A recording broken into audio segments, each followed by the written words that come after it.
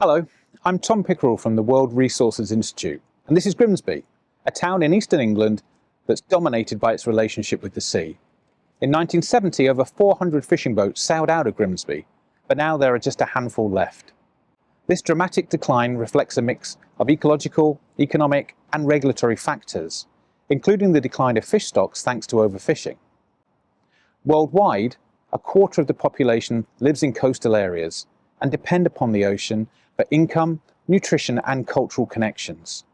These same communities are also among the most vulnerable to climate impacts, like extreme weather and rising sea levels. And 1/3 of fish stocks are still being fished at unsustainable levels. The ocean is becoming warmer, more acidic, and full of plastic. It's abundantly clear that the ocean's declining health is now a problem that is too big to ignore. And that's why this year of action for the ocean is one of WRI's stories to watch for 2025. This year has the potential to be transformative for ocean governance, conservation, and sustainable development. And promisingly, countries are beginning to unite to manage the entire ocean sustainably. So what should we be watching for? First, we will be looking for progress on a series of vital agreements and treaties. We're hopeful that by the end of this year, enough countries will have ratified the 2022 Fisheries Subsidy Agreement, bringing it into force and ending the harmful subsidies that fuel illegal, unreported, and unregulated fishing. We will be watching to see if a global plastics treaty is agreed this year, with countries agreeing to measures to address plastic pollution from production to disposal and to prevent it from entering our ocean. And 20 years in the making, the High Seas Treaty aims to protect the nearly 2/3 of the ocean that lies beyond national borders. We have secured over 20 ratifications, and it's hoped that we will reach the target of 60 ratifications by the end of this year to bring this treaty into force.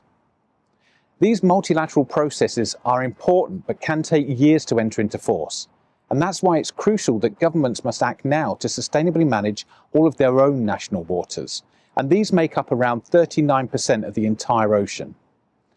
The 100% Alliance is part of this effort. This year at the United Nations Ocean Conference, we hope to see a number of national governments commit to this pledge. COP30 in Brazil in November will also be a critical opportunity to integrate the conservation of tropical forests and the ocean, both significant carbon sinks, into global climate strategies. Historically, the ocean has been overlooked at COPs, but recent research from the Ocean Panel has found that ocean-based climate solutions could deliver up to 35% of the annual greenhouse gas emission reductions needed to limit global temperature rise to 1.5 degrees centigrade.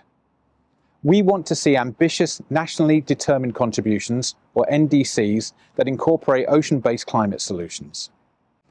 What's at stake is not just the health of our ocean, but the health of our communities, who depend upon the ocean to provide them with food, livelihoods, entertainment, and more.